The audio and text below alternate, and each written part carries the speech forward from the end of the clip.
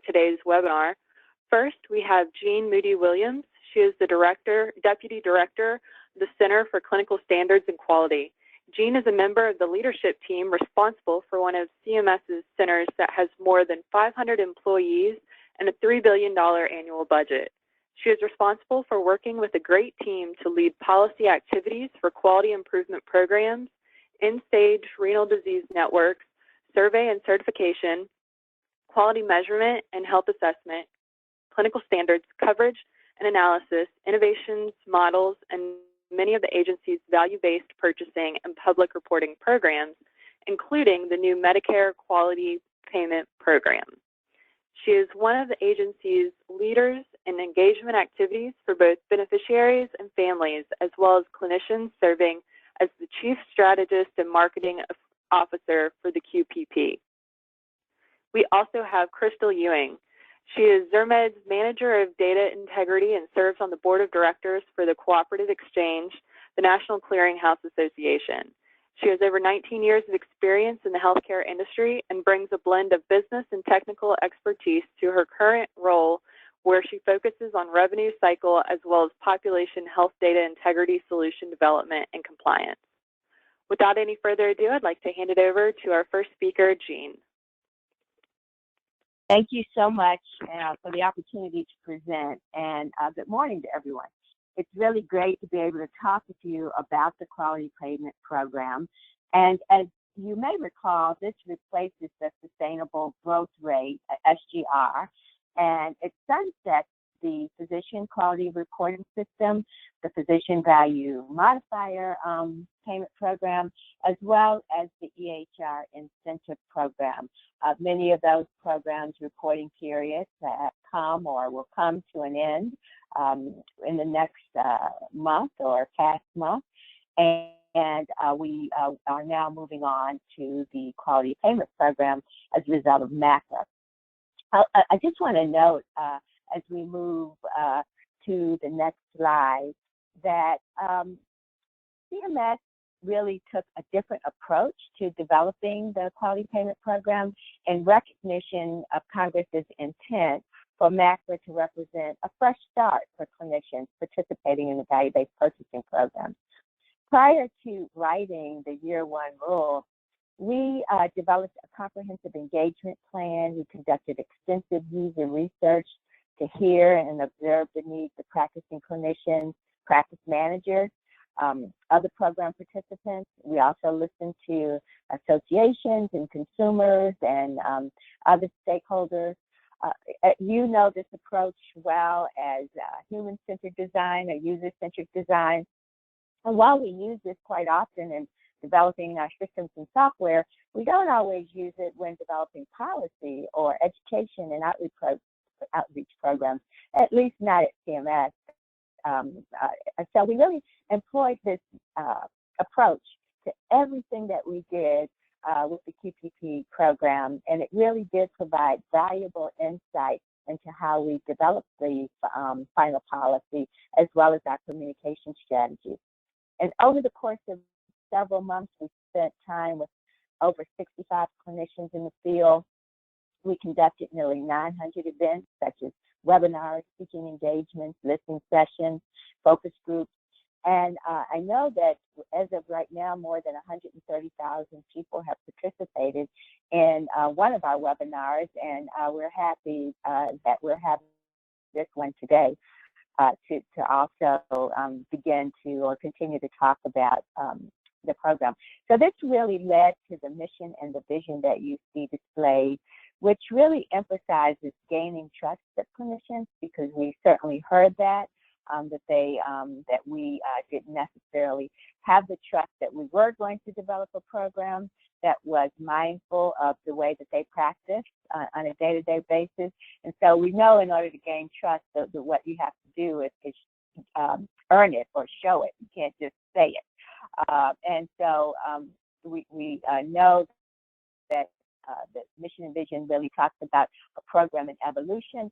So this is just the beginning, and we have many iterations to come. And it also talks about really why we ought to do this, and that is the importance of improving health and the outcomes of patients, really. So if we could move to the next slide, please.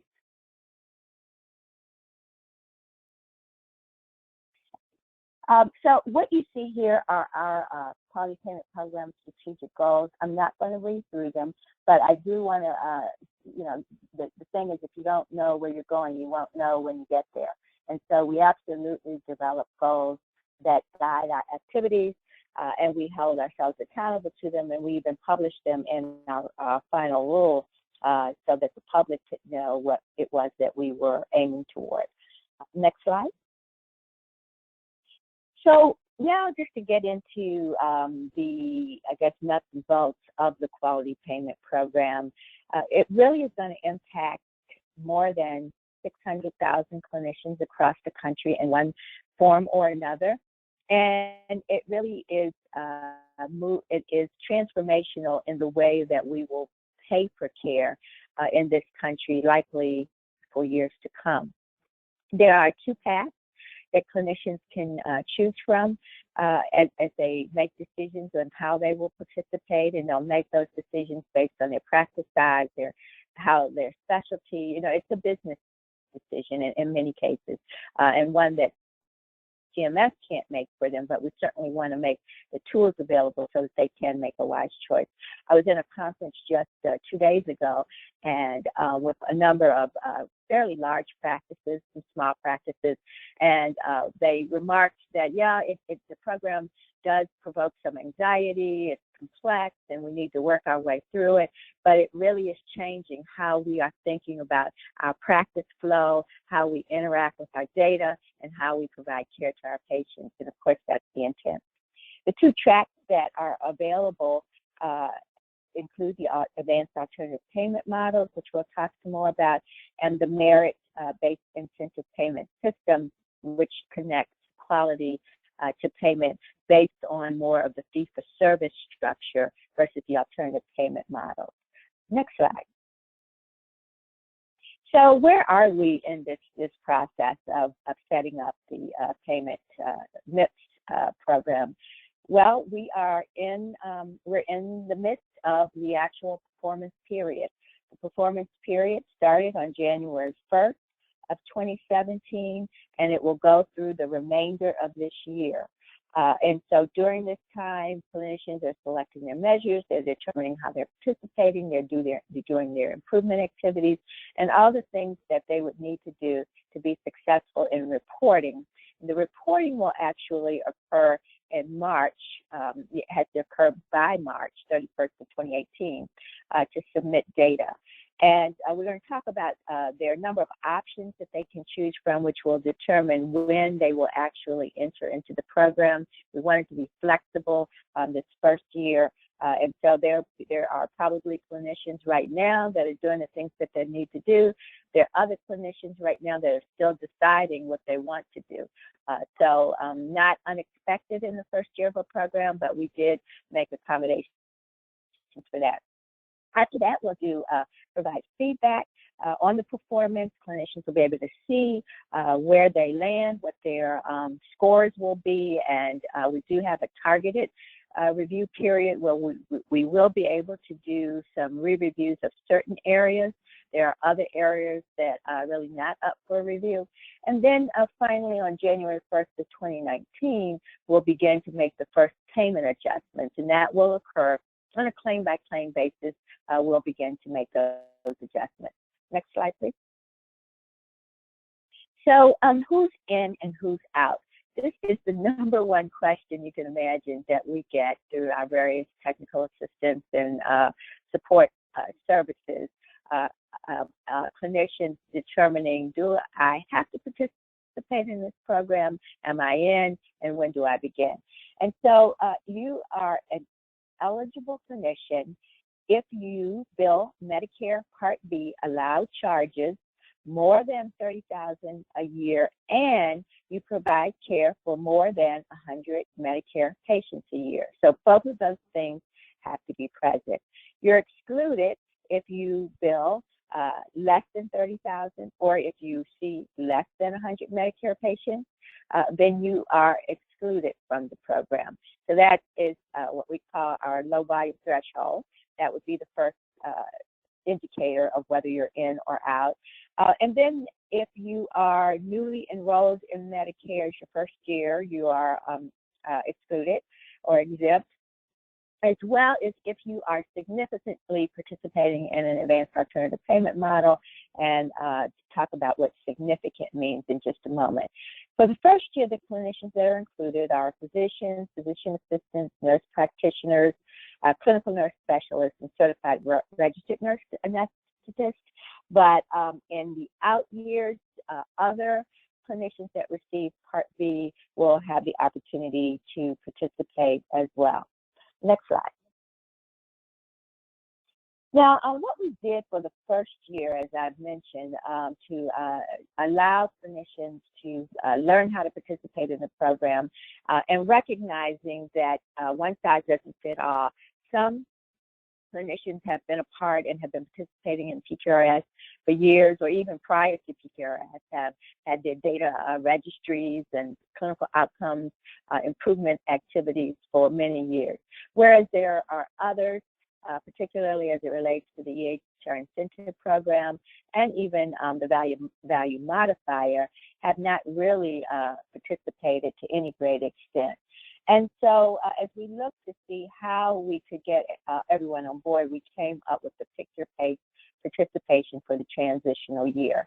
And our goal is to have 90% successful participation by all eligible clinicians, those eligible to participate in the program for the first year. So 90% participation. And if, in fact, a clinician just participates, they can avoid a negative payment adjustment. In the first year, the negative payment adjustment is a 4% payment reduction.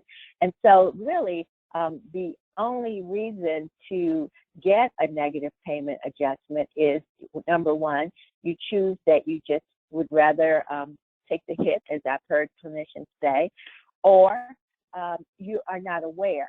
And we don't want it to be because you're not aware. So we're asking everyone, and even everyone on this call, to make sure that you reach out to those that you know to at least they can make an informed decision. If they choose to take the hit, and I always ask why when I go through the criteria here, then that would be a choice, but not because they weren't aware. So you can see that if they participate in an advanced payment model, then they're excluded from this. If they decide to test and submit some data by January 1st, they will at least get a neutral or small payment reduction. So they will not have a negative payment adjustment. And when we say some data, we are, of course, encouraging as much data as could be submitted as possible, because that will help us truly test the system. But the reality is, if they submit one quality measure or one improvement activity, or at least a base for the electronic health records, that will qualify. For partial participation, you can submit 90 days worth of data, and for full participation, you can submit data for the entire year. And we oftentimes get the question, well, you know, how big a difference is it going to be between 90 days and full year participation?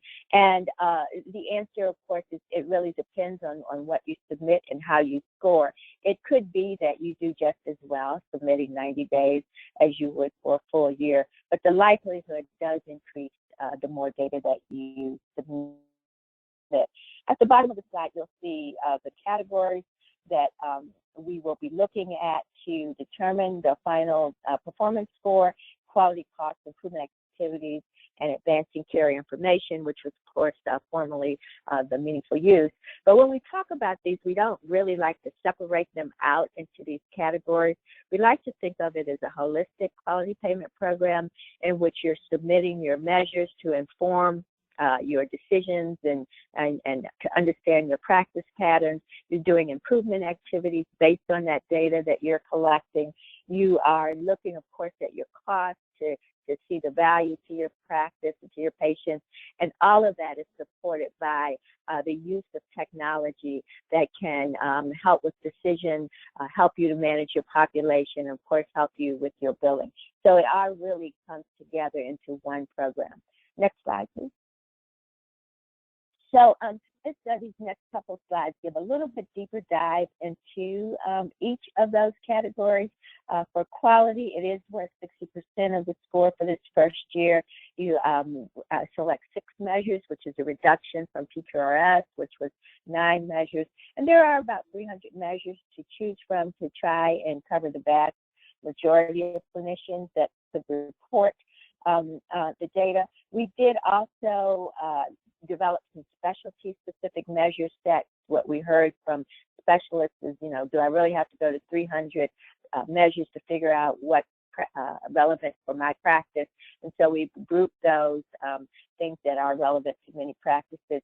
The reporting requirement is different for those reporting through the group web interface, and we did announce that those interfaces, the web interface is open now and available for groups of 25 or more that would like to start to register to report through this permit.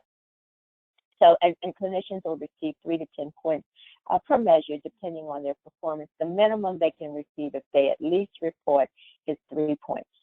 And that will become important in just a moment. Next slide, please. We are not requiring or putting any weight toward costs for the first year. We are reporting this data to clinicians so they can at least begin to get familiar with the cost data, but it is weighted at 0. Next slide. So the improvement activities is brand new to recognize, and again, this legislation was bipartisan legislation, so it was input from both sides of the aisle, as well as a lot of industry input went into developing this. So it really was some remarkable piece of legislation.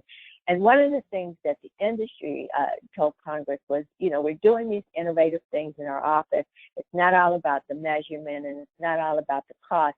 What about incentivizing innovation? And so that's how this category actually came to be. And it's weighted at 15%, and clinicians that are involved in more than 90 plus different improvement activities can attest to those various activities and receive credit for their innovation in this category. Next slide. The improvement activities, we did have some special considerations for practices with 15 or fewer. We realized that some of the smaller practices may not be able to do as many of these kinds of activities, as well as some clinicians that are not directly treating patients. And so we have altered the requirements in those cases. And next slide. The advancing care information accounts for 25% of the total performance score, and really it is geared toward promoting patient engagement and the exchange of information, electronic information, and really we put in a lot of flexibility in choosing measures, because as we went out to talk to those 6,500 clinicians I talked about earlier, we heard that, and I know you hear as well, that in many cases the EHR was not a tool supporting the practice, but in their perception at least, created more barriers to their ability to relate to patients, and didn't really, in some cases, give them the functionality that they were expecting. And so we note that that's a work in progress, but we also note there are some basic things such as security and other things that need to be in place in order for us to push forward with the use of EHR technology. There is an expectation from consumers that they can have access to their information. And so we identified a base of 50% of things that must be done before any other additional things can be considered. Once the base is met, though, however, there's a menu of performance measures that clinicians can choose from to increase their score up to 155%, but we'll cap it at 100. And then there are bonus points for doing things such as using or electronically interacting with public health registries. Next slide. So we add all of those categories together, consider the weight, and then we come up with the final MIPS score. And next slide. And then it is determined based on that where it falls within the payment threshold. So if you recall, I said if you do nothing, you get 0 points. You get a negative payment adjustment of -4%. If you do the minimum requirements and that you pick that pace, you will get at least 3 points. You can avoid the neutral payment you will have a neutral payment adjustment. If you land somewhere between 4 and 69 points, you can have a slight positive adjustment. You won't be eligible for the exceptional performance bonus.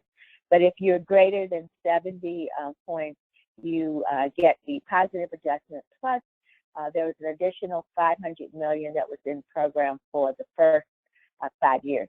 And that's important when you think that, because what the comment that we'll also get is, well, it's a budget neutral program. They're going to be winners and losers. So, you know, no matter what I do. And that is not correct. At this year, this stage of the program, it is more than budget neutral because of the bonus payments and the way that we've distributed the pool. The impact can be minimal at that. Next slide.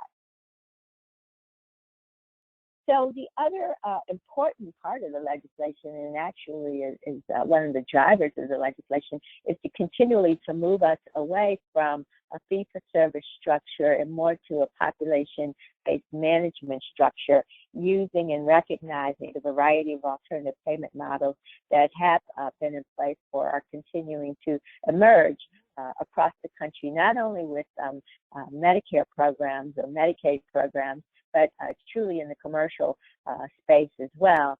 The meeting that I referenced earlier was really primarily commercial payers getting together to see how they are going to participate in these types of programs that are emerging. And so there are alternative payment models, and many of the models that are out fall into this category. But for purposes of the quality payment program, we're particularly looking at those advanced payment models. Now, we do make provisions for the alternative payment models in that if they're submitting quality data already, then we have aligned that with MIPS, so they don't have to, and they are at least as rigorous as the MIPS measures. They can just continue to report whatever they've been reporting for their models. However, advanced alternative payment models do have a little more criteria. Next slide. So to be an advanced alternative payment model, the criteria noted below have to be met regarding participation with EHR measures and risk. Next slide, please. So as far as the first criterion, number one, it does require the use of certified EHR technology. So on the MIPS side, we'll get the question, well, if I don't have certified EHR technology, can I even participate in the program and can I be successful? And the answer is yes, at least for the first year. And we are in the process of making year 2 rulemaking, so can't speak to that yet. But for the first year, even if you don't have certified technology, you can still be successful. However, under advanced APM, you cannot. So it does require that at least 50% of the clinicians in the APM entity use certified EHR technology, and a little bit different rules for the shared savings program. The next one are the quality measures, which I already talked about, that you really tie the payment to quality, and using the measures that are in that model, we will give credit to your MIPS score, because these models that aren't advanced models will get credit for their MIPS, but then these advanced payment models will get credit for their advanced alternative payment model. Next slide. And then there's the nominal amount of financial risk. The thought being, as we move to these different population-based models, that there is some risk sharing, either by way of withholding payments for services, if expenditures exceed, actual expenditures exceed expected expenditure, excuse me, reducing the payment rate or requiring that money be returned. On the flip side, of course, you get to share in savings. The question often comes out, well, you know, is there any advantage to even being an advanced alternative payment model if I'm going to get a bonus under MIPS? And so you have to, it's a business decision. You have to consider, I'm going to get my shared savings for my advanced alternative payment model plus 5% because it's of the quality payment program. And when you look at all of that, the fact that this is really, in many cases, the way the country is going, there likely are advantages to doing this.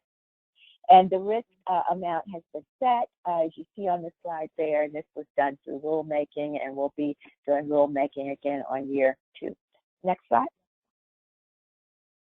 And so then we also have the Advanced Medical Home Authority here, same kinds of expectations for financial risk, but the nominal risk standards are lower and intended really to be able to encourage participation by all clinicians, including small, rural, and underserved, those who serve those populations. Next slide. So you don't have to figure it out. You see we have nominal risk formulas and we have determinations of the amount of risk. We have made it, we have published all of those advanced APMs that are eligible for 2017, and for 2018 we have implemented the models that you see there as well. And so clinicians are able to participate if they are in one of these models. Next slide. And you have to, remember I said you have to significantly participate. So what does that mean? And it changes with each year. In 2017, the legislation spelled out that at least 25% of payment had to come from an advanced alternative payment model, or, and it left some flexibility here, the percentage of patients through the advanced alternative payment model. And for the first year, we finalized 20% of your patients. Next slide, please. So we also understand that there is going to be a need for a great deal of technical assistance if we want to meet the goal of 90% successful participation. Even though we've taken as many efforts as we can to make it easy to understand how to participate, there's still a need for technical assistance, not only just to know how to submit your data, how to choose your measures, but this is a quality program. So what do you do with that data? What do you do with that information? How do you improve your practices? So that's the goal behind all of the technical assistance. And our other goal was to ensure that 100% of eligible clinicians would have access to technical assistance in one form or another. And so with the recent award of our contractors that will work with small and underserved and rural areas, there is access to those who want to get assistance through a number of mechanisms. So the quality improvement organizations are there and already out and working with clinicians in their office, helping them with their measures, with their EHR technology, how to analyze your data. The Transforming Clinical Practice Initiative is working with up to 140,000 clinicians who want to move toward advanced alternative payment models. They're still recruiting. If you have a clinician that, you know, I just want to know how to participate in MIPS, I'm not interested in alternative payment models, then that wouldn't be the route. That wouldn't be the contractor to help them. Because those that join are going to have to commit to being transformed. But the others have access to QIO. And then next slide. The award, we've awarded 11 organizations. And this was provided for through the language in MACRA legislation. And we did a competitive bidding process, and there were 11 organizations that have been selected to cover the entire country to provide assistance to clinicians with 15 or fewer in their practice. And you can see, if you go to our QPP website, that legend there that has a lot of acronyms on it, it spells out who those organizations are, and it links you to them. Next slide. So here you actually see our quality attainment website. And again, this is one that was designed using the user-centered design approach. And we actually had user researchers sitting in clinicians' offices and watching how they interact with our systems, and then use the iterative approach. We would test something, go back, change it, go back, test it again. And so this really has been one of the hallmarks of the program, and it's located at qpp.cms.gov. And you'll find information here about the program. Upon completion, the portal will consist of 3 major components. There'll be a public-facing informational website, an individual and also an individualized account for clinicians, and a back-end system necessary to receive and validate clinician data, provide individualized performance feedback, calculate clinicians' MIP scores, and develop information needed to adjust their Part B payment accordingly. The informational part of the portal is now fully functional and includes many of the resources to walk clinicians through how to participate.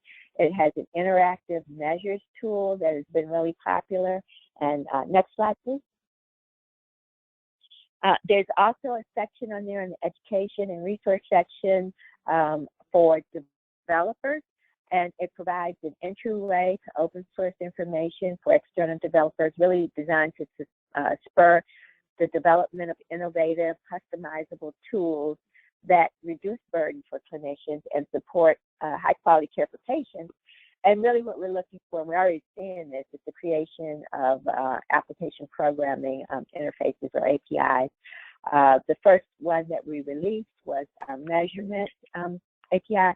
And when I was in HIMSS a few weeks ago and I walked the exhibit floor, I saw many of the industry were already using this measurement API. Our next effort would be in the submission API space to be able to submit data. Next slide, I think, is the last one. Let's see. So I think that is it for me, and I want to turn it over to Crystal to continue. Thank you. Thank you, Jean. And thank you for that wonderful overview of the new CMS Quality Payment Program. So for some of you, this may be the first time that you've been introduced to this new program, or you may be planning or are currently participating in the program.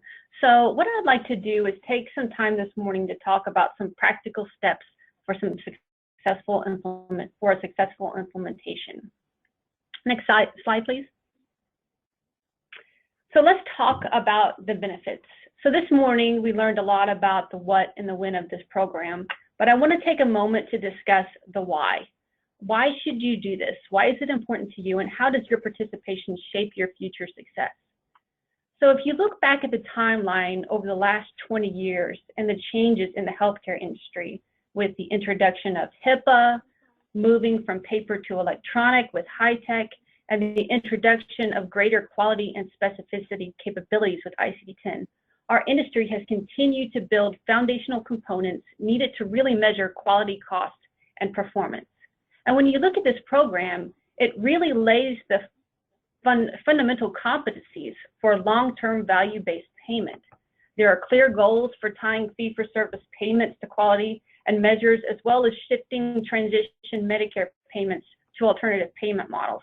So this is happening now, and Jean hit on this several times during her portion, and this is going to continue as we continue to increase and our industry continues to transition into the volume to value world.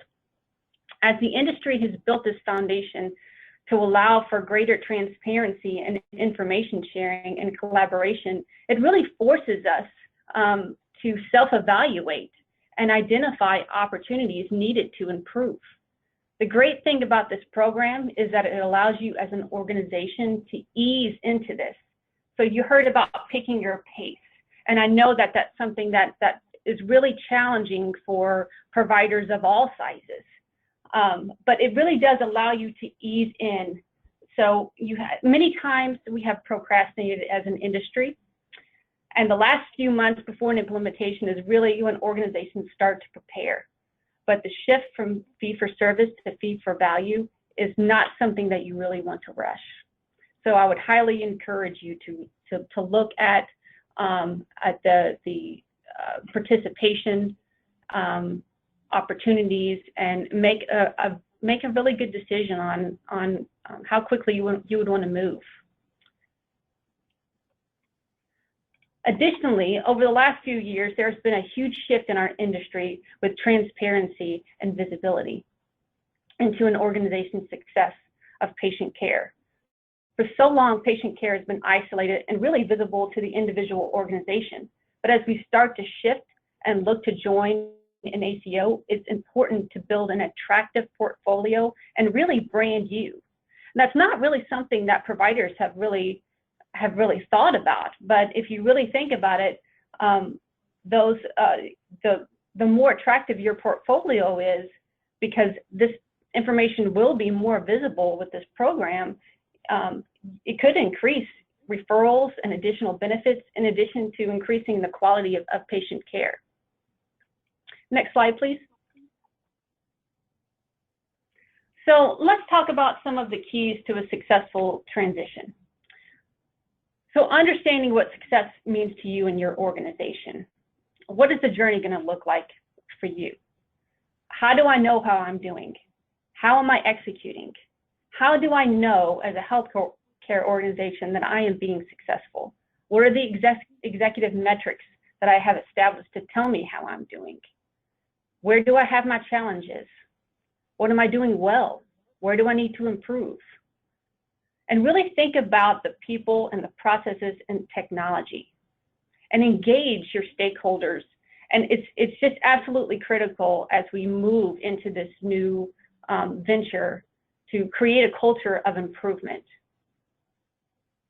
and set meaningful and objective and achievable goals. And that kind of goes back to what success means to you. A smaller provider, you may have, different goals than a larger organization. But it's important to understand those strengths and weaknesses in order for you to build those meaningful, objective, and achievable goals. Next slide, please. So how do you get organized? Where do you start? So whenever you're going into a new initiative or a new project, it's important to follow important steps for organization. And the first thing you have to do is really plan and organize. Creating a project team and identifying who that point person is to lead that project and initiative, who is going to get us together, who's going to bring everybody together, and who's going to keep us on track to make sure that we're doing what we need to do. And identifying who within that organization is going to do that. Create a dedicated quality team. This is very, very important, because you want to build the team of the right people who is going to make this project successful. Clinical education, quality and patient experience, financial and budget oversight, the technology, vendors and collaborators, bringing them all together. This is not something that can just be done by one department in an organization. This is something that has to have collaboration across multi-stakeholders. Establish clear communications to ensure stakeholders understand their roles and responsibilities.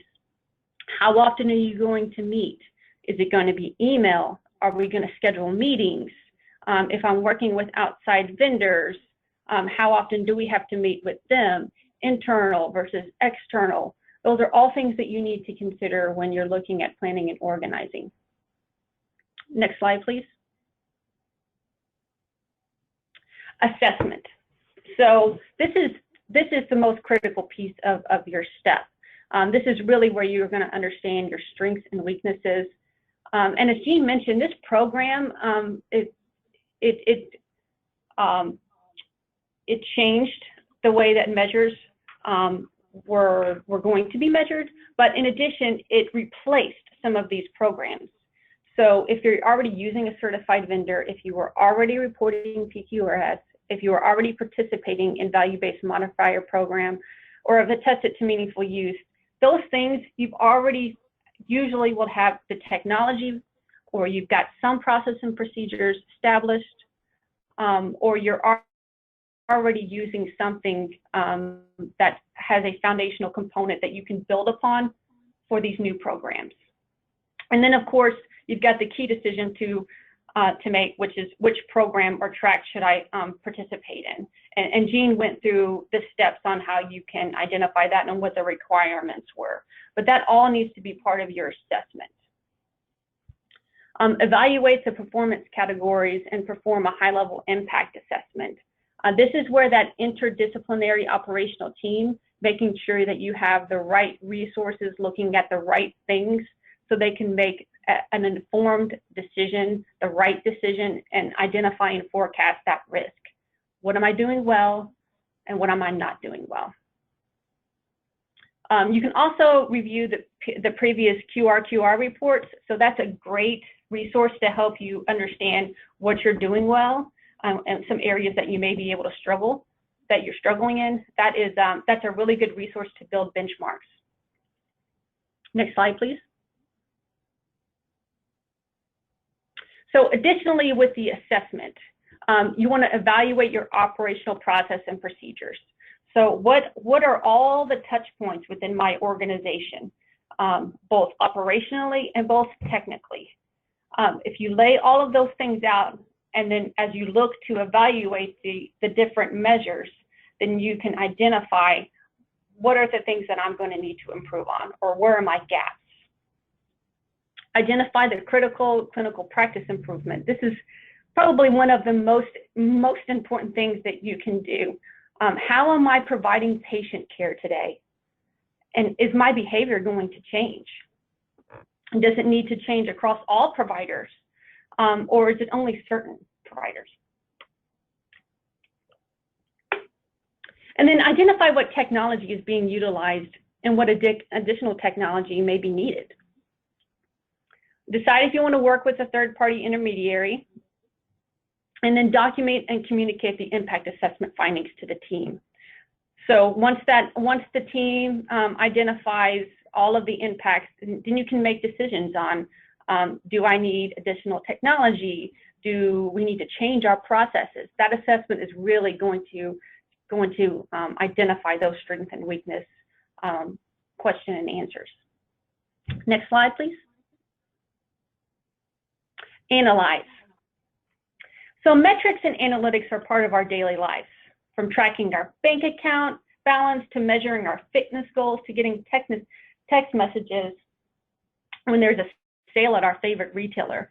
So as we look at opportunities to identify and mitigate risk for patient populations, it's important to ask yourself a few questions. What do I need to measure?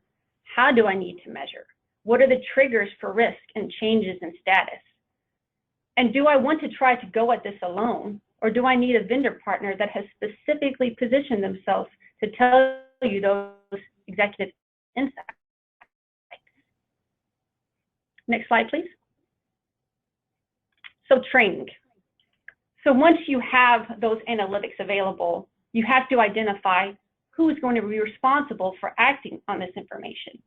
This is one of the key components here, because once you put a process in place, and you start tracking and measuring data, you have to identify who's going to be responsible for reporting on this and executing on this information.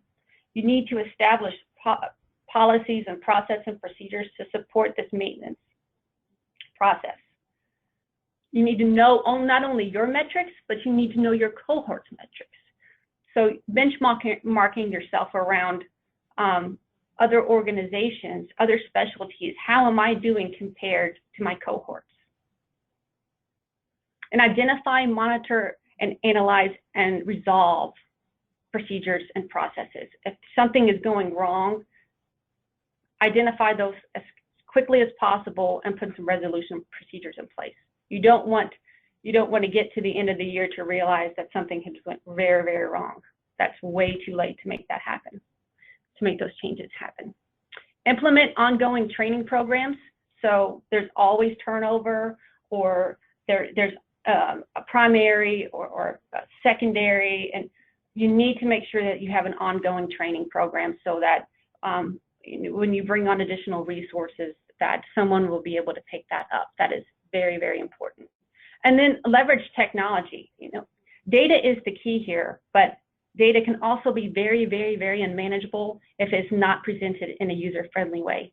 So make sure that you're using something to help you identify your metrics as easy and user-friendly as possible. That can include dashboards or data metric management or some type of reporting and triggers.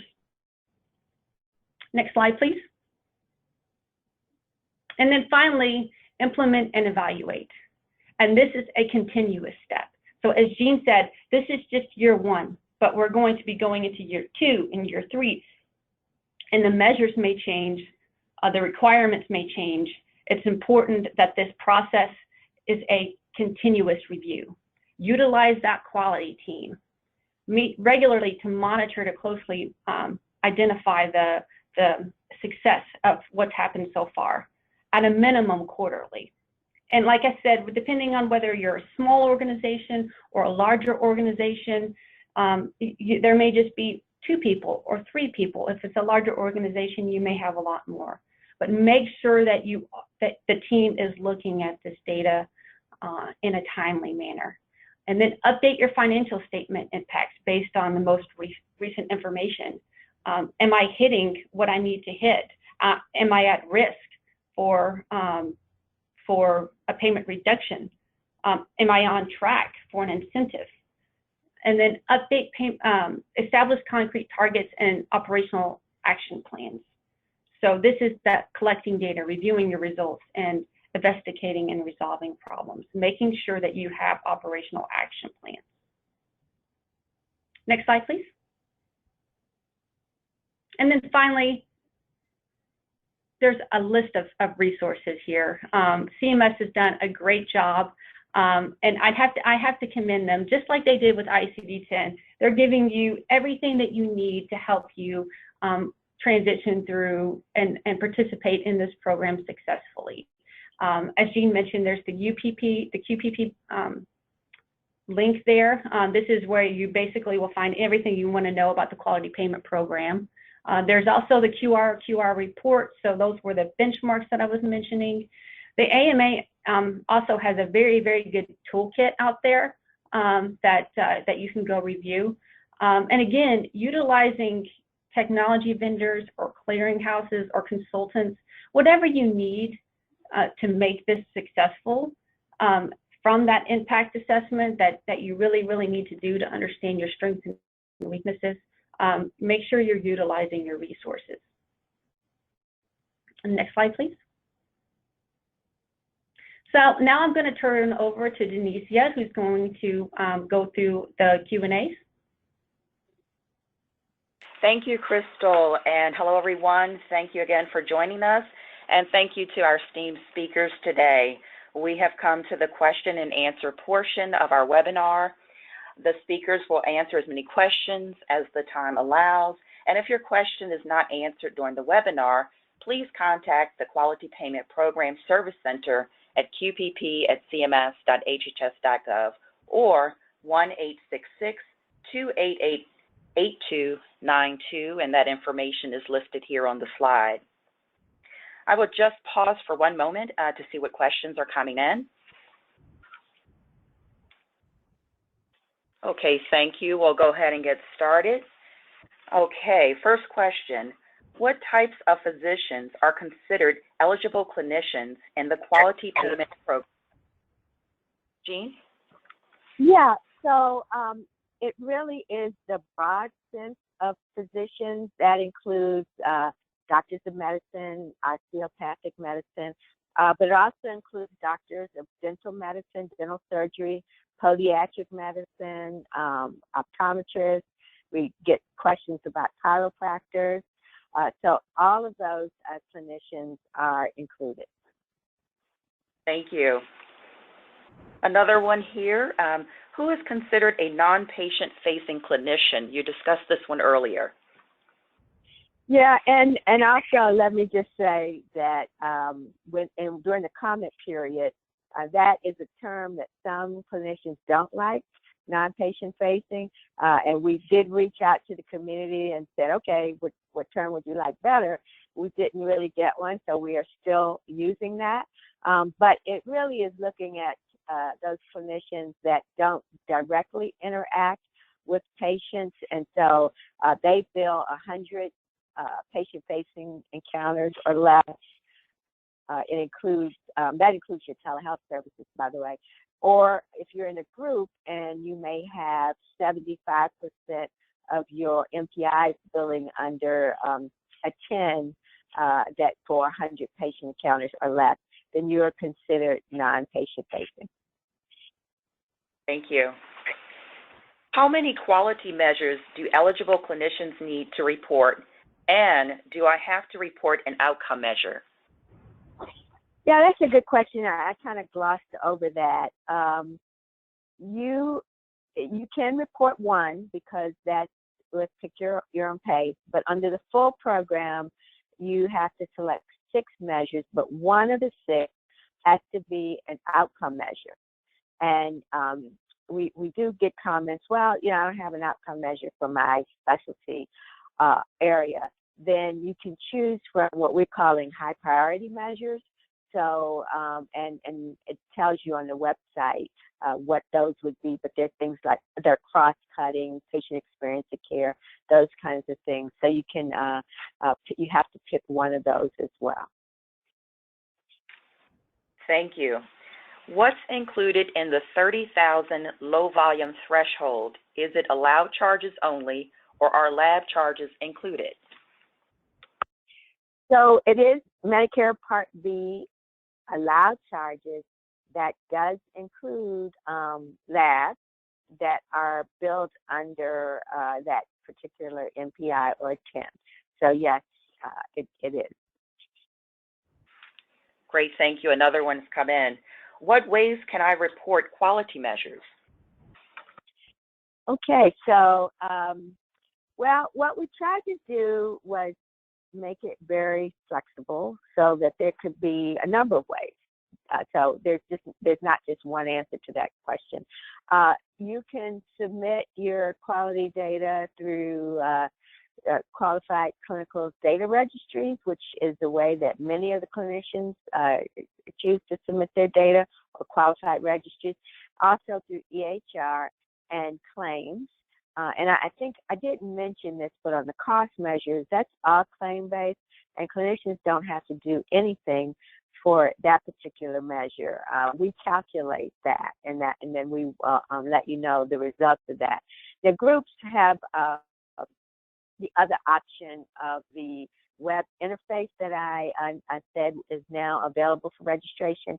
And what we're doing in that case, if you are already reporting to PQRS under the group web interface, you will automatically be registered to report under the new CMS web interface for the Poly Payment Program. If you don't want to report that way, you can go in and opt out of doing that. And all that information is on our website, how you can opt out. But we didn't want to make it so burdensome. We had to go through and duplicate the registration process. Thank you. I think we have time for one or two more. What are the different ways I can report data in the different performance categories under MIPS? So for your quality performance category, you can weird thing to point out is you can use your certified EHR technology, and what we do, you kind of get bonus for that because it used to be in meaningful use. There was a quality measure reporting measure there, and then you had your quality measure reporting measure under the quality component, and now we've combined it so that you can get credit for using your cert to report your measures. But you don't have to do that way. You can use the Part B claims if an individual, again, the QCDRs, no submission for costs. Improvement activities is attestation.